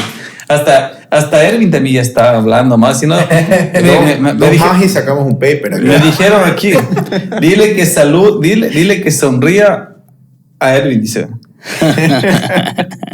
Y es Cristian Barrera, dice. No, mándale saludos a Cristian. Ya van dos, güey. De nadie, el resto nadie se acuerda. ya mandaron a traer la que es producción. Así que una vez que nos dado esa cátedra, Luis, que ya se inspiró, ya con dos bielas en el mate, ya uno ya habla de forma apasionada. Pues. Claro, pues ya poco más falta sentar a Fernando Artieda, pues solo nos queda Barcelona. Y ahorita dan dos guayacos ya. Ya está guayaco, Ya ¿no? está guayaco. Ya uno ya está en modo tranquilo, ahorita ya con dos bielas ya uno está ya. Una bien la más y ya me pongo guayaco. Hoy sacamos un paper. Hoy sacamos ¿vale? Va a llamarse el paper cortocircuito de Zen Wire. Ya lo sabes. Viene esa parte del papel en la comunidad, en cómo el colegio, en este caso, ahí viene Andrés. Ya escuchaste la parte de la docencia, ya hablaste, bueno, aparte que tú eres docente, pero estabas desde la parte del CRIEL. Sí. El CRIEL, ¿cómo entra aquí, en cambio? ¿Cómo vienen con ese apoyo ahí? Claro, el CRIEL como institución y como gremio también trata de dar estos programas de responsabilidad social desde nuestro sector, desde lo que nosotros conocemos, que evidentemente es la electricidad, las telecomunicaciones, tratando de incorporar programas también de capacitación a la comunidad en los cuales se aborden estos temas, sobre todo un tema que nos está aquí pegando mucho es lo de la gestión y la eficiencia energética, evidentemente el tema boom, y desde donde nosotros podemos aportar con nuestro granito de arena para la responsabilidad social y la vinculación también, esa integración que hablaba Luis de la integración de la academia con el ámbito real, ¿no? De tratar de integrar esto de la gestión energética para poder obtener, inclusive hoy en día ya está esta ley de eficiencia energética, la ley orgánica de eficiencia energética. Nosotros como gremio debemos ser partícipes, actores principales voceros de esta ley de eficiencia para que también tratar de llegar a la comunidad, que conozcan esta ley y que también así se puedan obtener beneficios, que es lo que queremos también como país. Sobre todo con esto de que hubo tanto racionamiento y todo. Entonces eso es nuestro aporte como gremio, eso es nuestro aporte como colegio y es lo que tenemos planteado como metas aquí en nuestra institución. Pero estamos bien, entonces, estamos encaminados. Sí, vamos bien, vamos con un horizonte claro. Nuestro horizonte es poder llegar evidentemente a nuestros agremiados, desde nuestra institución, desde nuestro granito de arena también, y poder llegar a la comunidad. Siempre nosotros como colegio siempre tenemos ese nexo con la academia. Afortunadamente tenemos ese nexo con la academia, con la SPOL, con la Salesiana, con la Universidad de Guayaquil. Entonces, desde ese punto de vista, tenemos, vuelvo y repito, ese nexo para que también los estudiantes hagan ciencia, hagan academia y puedan ser voceros de lo que nosotros queremos también ofertar, por así decirlo, que es la gestión energética, sí. Sí, es cierto, ¿no? Es la parte que nosotros tenemos que apoyar bastante porque imagínate que nosotros no apoyemos desde como colegio. Claro. O sea, imagínate esa parte. Ahora, y viene un tema que hablamos en Quito, ¿no? Ajá. ¿Cómo llamar a más agremiados al colegio? ¿Cómo le podemos decir, oye, ¿sabes qué? El colegio te da este aporte. Porque en sí, todos los colegas que están aquí en toda la parte litoral, te decían, oye, ¿sabes qué? Me gradúo y me voy y me inscribo, me afilio y soy parte de. O sea, llamarle a ellos Sí, una estrategia inclusive personalmente, porque bueno, ya tengo algún tiempo afiliado, es comenzar a hacer difusión desde las universidades, porque ellos son inclusive nuestros futuros colegas, ¿sí? La gente que ya está cursando sus últimos semestres de sus ingenierías, son nuestros futuros colegas. Evidentemente hacer difusión con programas también. Acá nosotros manejamos bastante, como te comentaba hace un momento, lo de la integración deportiva. La integración deportiva es muy importante, a la gente le gusta esto del deporte, no solo el fútbol, el vóley. Entonces esa es una manera en la cual la gente está llegando bastante a nosotros como gremio, como institución. Y las capacitaciones, ahora tenemos capacitaciones que van precisamente con esto, con este sentido de responsabilidad social en gestión energética. Vamos a tener la próxima semana unos conversatorios sobre la gestión energética, la ISO 50001, entre otras cosas. Entonces, estos programas evidentemente nos llenan para que podamos llegar a más personas, ¿sí? Y también siempre es bueno la integración con una cortocircuito La Fría. Ahí está, También. estamos hablando. Hacer la publicidad ahí. Anótenle, por favor, señores directivos. Andrés va a marketing. Va a marketing. Va a marketing. Tiene ese potencial. Salud. Tiene ese potencial, ¿sí o no, Luis? Tiene. Luis va como relacionista todo lo que es internacional. Andrés el marketing y Erwin, en cambio, va a la parte más cauta, más seria, la parte que dice... De degustación. No, es la parte que dice así. Toma, cortocircuito. Me conviene. Entonces, las personas que son serias dicen, sí, si usted dice el ingeniero que todo... Certificar. ¿Qué? Certificar. Auditor. Hizo 9001 ya. Ahí está, lo ofrecido es deuda, ahí está. Acuérdate que en eso sí somos bien cumplidores. Se suena así que mientras nuestros invitados abren y hacen. Oye, aquí he visto que tiene menos pérdidas. Ya está. Menos potencia reactiva. Sí, ¿no es cierto? Sí, claro. En la sierra se ve bastante. Así que mientras ellos estaban abriendo, estaban sirviéndose. Nuevamente, si tienen inquietudes, recuerden dejar los comentarios. Síganos en TikTok, en YouTube, en Instagram. Ahí estamos las perlas de la información. Y vamos a cerrar con el tema de que cómo nosotros podemos, ya vamos hablando ya fuera de gremios y fuera de universidades, nada. Nosotros como profesionales, yo como Luis, ¿cómo puedo yo aportar a la comunidad? ¿O qué? ¿Cuál es mi llamado a mis otros colegas? ¿Cómo podemos aportar como tal? Yo... Antes de nada, salud. Salud.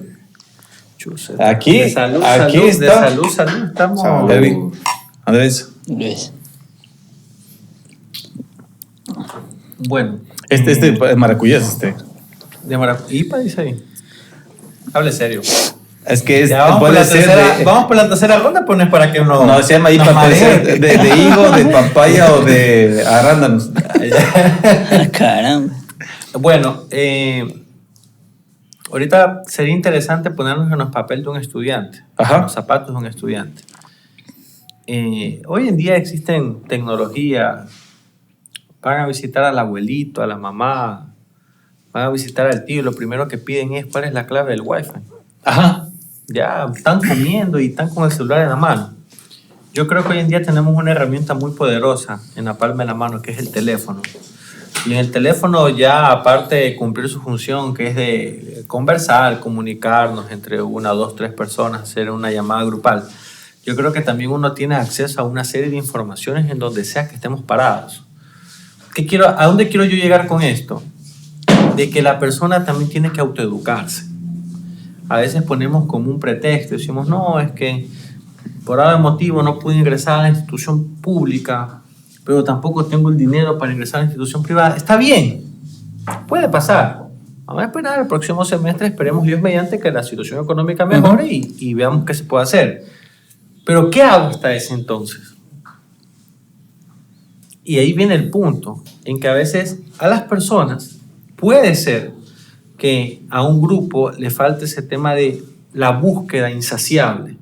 Y cuando hablo de una búsqueda insaciable, hablo de la proactividad que la persona debe tener. Entonces, ponernos en los zapatos de un ciudadano es pensar en esa proactividad de buscar el conocimiento, de buscar instruirse, de leer. El tema es que se ha perdido esa cultura. Hablábamos hace un minuto de ChatGPT. ¿Por qué usamos ChatGPT? Porque le pedimos un resumen de 20 líneas.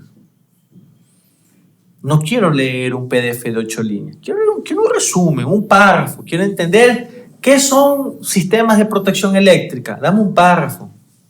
No quiero leer más.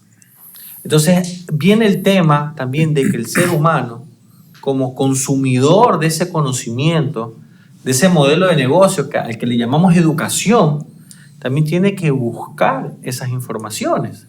Ahí viene el tema de que si una universidad trata a los estudiantes que sean más autodidactas, otros no importa.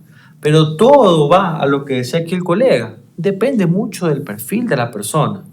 Y la persona tiene que ir detrás de lo que quiere. Entonces ahí viene el tema de la proactividad, esa búsqueda insaciable por el saber. Mientras más conozco, más aprendo, menos sé. Sí, Entonces, sí, es cierto. y ese es el tema interesante que la persona debe de entender. Sino es que hoy en día también existen una serie de figuras de modelos de negocios en donde lo que primero pensamos es, ok, quiero conseguir dinero y ahí veré qué me hago, ¿no? Ajá. YouTuber, TikToker, alguna cosa, que está bien. No digo que está mal, tampoco es que estoy tirando tierra. Cada quien tiene su línea de negocio. Pero las personas que se inclinan a la parte técnica de ingeniería o tecnologías superiores, por ejemplo, uno tiene que saber de que, bueno, me toca estudiar matemáticas, me toca estudiar física, me toca estudiar química, es la ciencia. Pero también viene el estudiante de que, bueno, por algún motivo sé esto, ¿qué más quiero yo? Entonces ahí viene incluso de la educación continua. Ahí por eso viene el rótulo, educación continua. Dentro de las instituciones de educación superior. ¿Qué más yo quiero hacer después del pregrado? Quiero un diplomado, quiero un cursito que me lo registre CENESID, o quiero hacer una maestría, o quiero hacer un doctorado. Entonces, independientemente de eso, depende mucho de lo que, ojo, el estudiante quiera, el ciudadano quiera, y también de lo que el ambiente le permita. Porque muchos de esos post-pregrado, ¿verdad?, es con Villos Caracas Boys. Quieren ser influencers en la parte eléctrica. También. como el colega. Okay. No, el primer podcast ecuatoriano en electricidad, en el sector eléctrico. Y nos siguen de Argentina, Brasil, Colombia, México y de Ecuador. Estamos hablando más del 70%, ¿no? Esos son ecuatorianos. Pero esa parte que usted hace es interesante porque de una u otra manera, inconscientemente, usted está aplicando una habilidad blanda. Sí, perdón. Usted está socializando algo que quizás nosotros lo sabemos técnicamente, usted lo sabe técnicamente, pero estamos socializándolo a un público, algo que quizás hay un estudiante que quiere inclinarse por ingeniería eléctrica y ¿por qué quiere estudiar? Debe ser un equipo azul eléctrico. Claro, siempre. Ahí estamos. Es que no existe un amarillo eléctrico. No. Un blanco eléctrico tampoco existe. Es azul eléctrico. Ahí estamos bien. Sí, hay amarillo eléctrico. Estamos rotundamente mal. Si nos ponemos a filosofar, sí hay. ¿El amarillo eléctrico? Claro. ¿Dónde?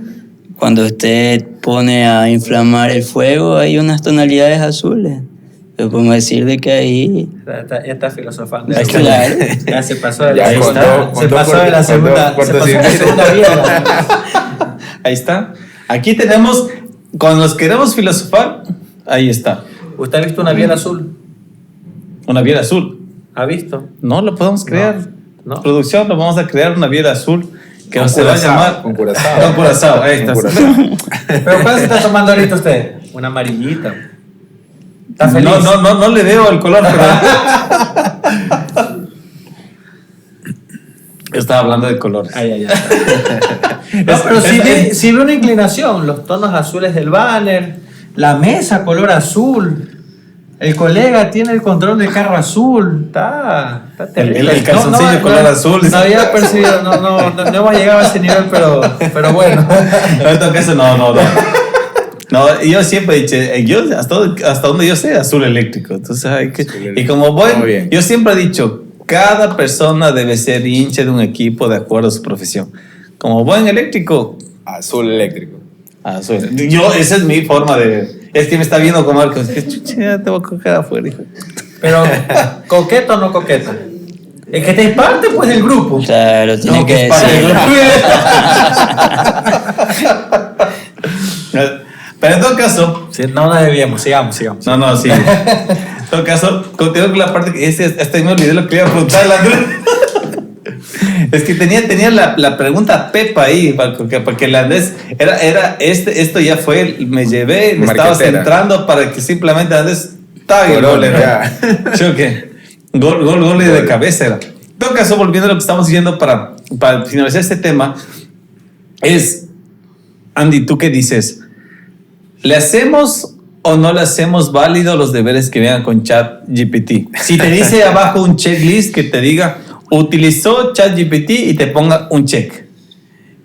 Como mencioné en su momento, realmente la inteligencia artificial no debe ser nuestra competencia, sino un aliado. Ajá. Sí, de mi manera, desde mi perspectiva, lo que trato de hacer es tener primero un debate con el estudiante. Uh-huh. La primera clase trato de tener un debate con el estudiante en el cual sea un debate ético, Uh-huh. que sepan obviamente que ellos están jugando su rol profesional. Uh-huh. Ellos se van a dedicar a eso toda su vida.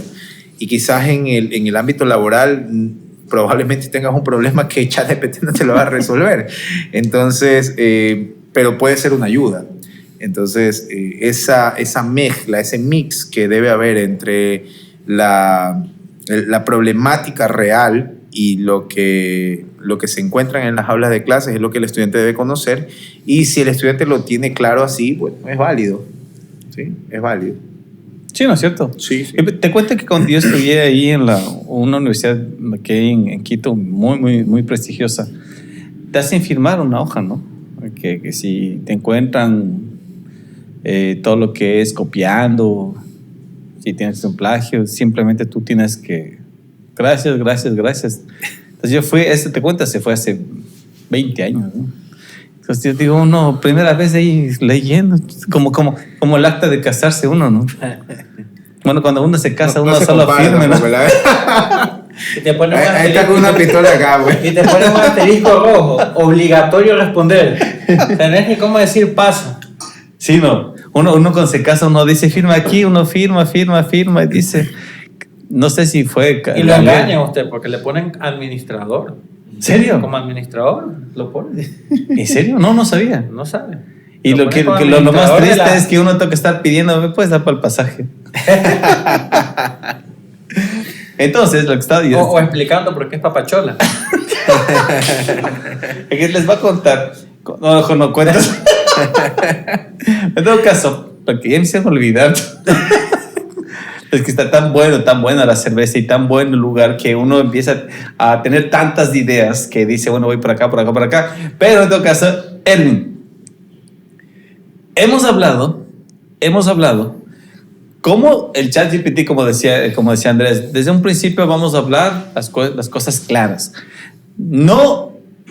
El ChatGPT no debe venir a ser un decisivo, o sea, no te va haciendo el deber. Imagínate tú estás en el trabajo y te diga algo tu jefe y diga, espera un ratito.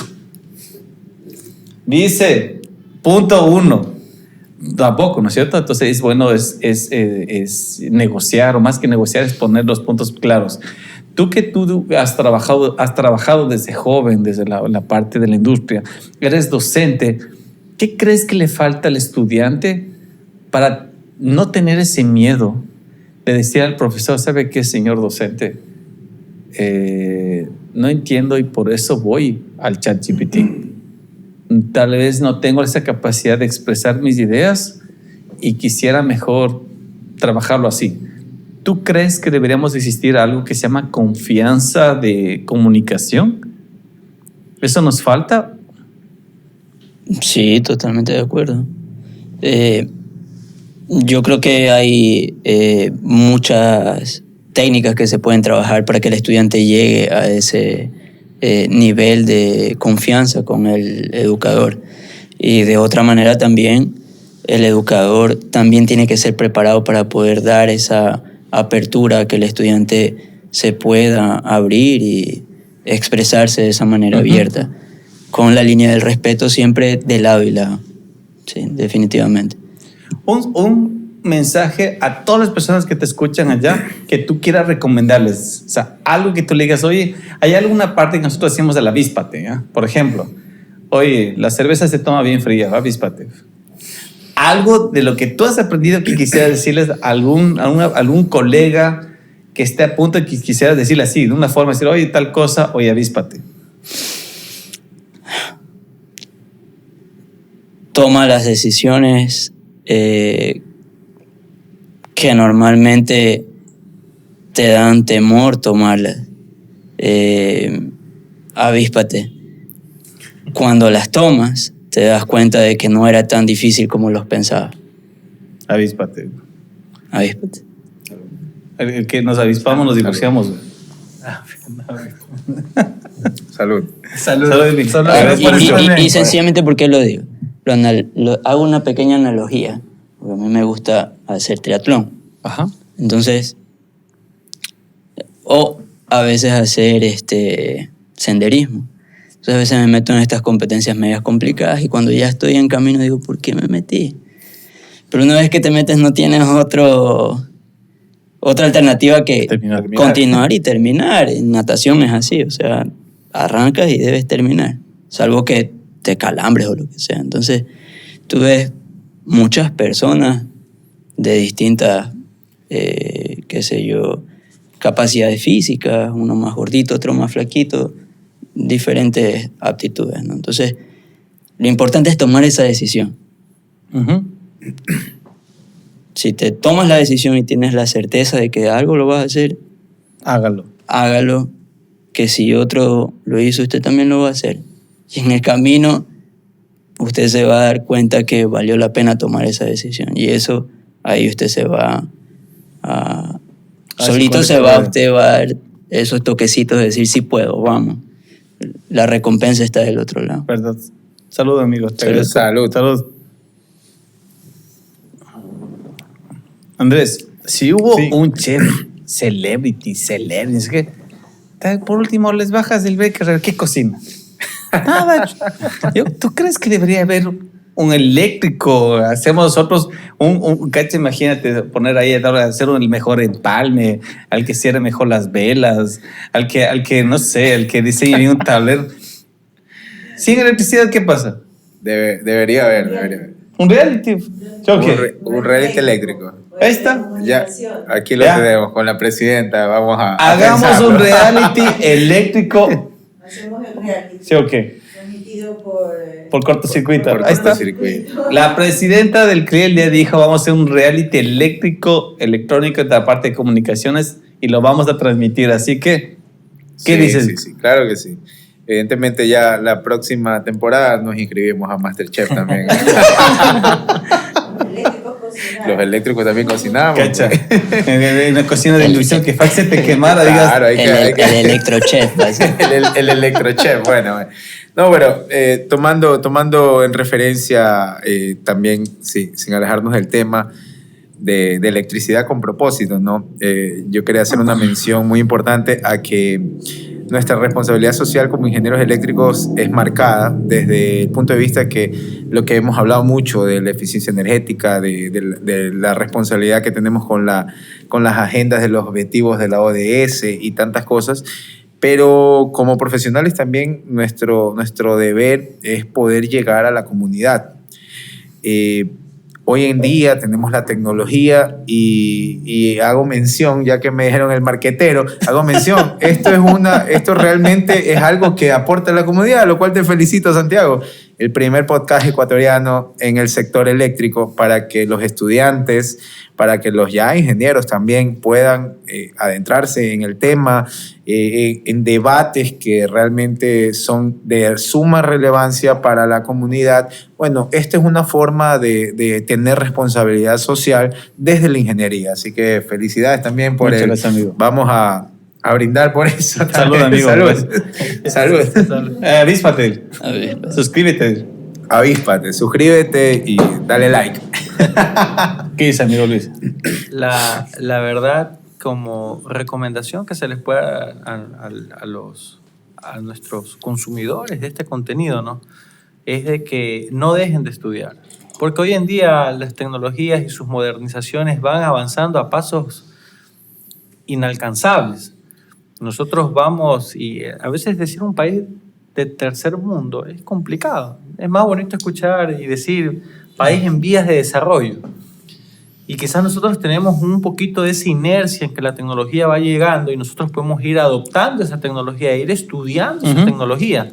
Ahora con este boom de los vehículos eléctricos nosotros estamos aún en pañales en entender el comportamiento de este elemento y sus impactos en la red eléctrica. Pero todo eso se puede subsanar con la educación. A veces no es necesario ni, ok, tengo un problema económico, tengo un problema social, tengo un problema demográfico, no me puedo acercar a la universidad o al instituto. Pero tengo un teléfono y le estoy pagando un plan. Entonces yo puedo autoeducarme, puedo saber qué está pasando. Muchas de las cosas de la política, de la economía que sucede en el país, la gente no lo sigue, no está ni enterado. Preferimos seguir a alguien que esté en un reality que lo que está sucediendo en el país, lo que sucede en el ministerio, lo que sucede en el gobierno, lo que sucede en los colegios, lo que sucede en las universidades. No sabemos. Cuando ya vamos a buscar y subsanar esa necesidad, nos enteramos de que, tal universidad es pública. No sabía que era pública. Tal universidad es pagada. No sabía que era pagada. Entonces, y muchas de las informaciones en los institutos de educación superior están en línea. Uno puede ver una malla, uno puede ver el contenido. El tema es que mucho de esto está alineado a lo que yo les decía antes, la proactividad del ser humano. Y como consejo, no dejen de estudiar, porque la tecnología va avanzando y nosotros tenemos que seguir estudiando. En la época de mis abuelos, un bachiller era cajero del banco. Hoy en día nos obligamos a tener una maestría. Y si vamos avanzando y queremos estar dentro de una universidad, hay que tener un PhD. Entonces, el continuo estudio, de una u otra forma, es producto de ¿qué? De estas modernizaciones tecnológicas y que nosotros como seres humanos de adaptación tenemos que ir adoptando estas tecnologías. Y la única forma de adoptarla es educándonos. Así es, muy de acuerdo. Así que avíspate, suscríbete y dale like a Cortocircuito SE. ¡Salud!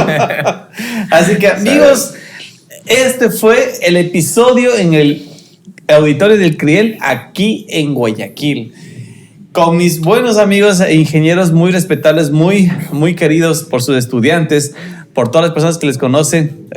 Ervin, Andrés, Luis, nuevamente un abrazo, les agradezco mucho por ser parte. Y nuevamente, gracias por ser parte de este episodio, a todas las personas que se han suscrito, a todas las personas que nos siguen. Así que recuerden, este episodio, como todos, es fundamental.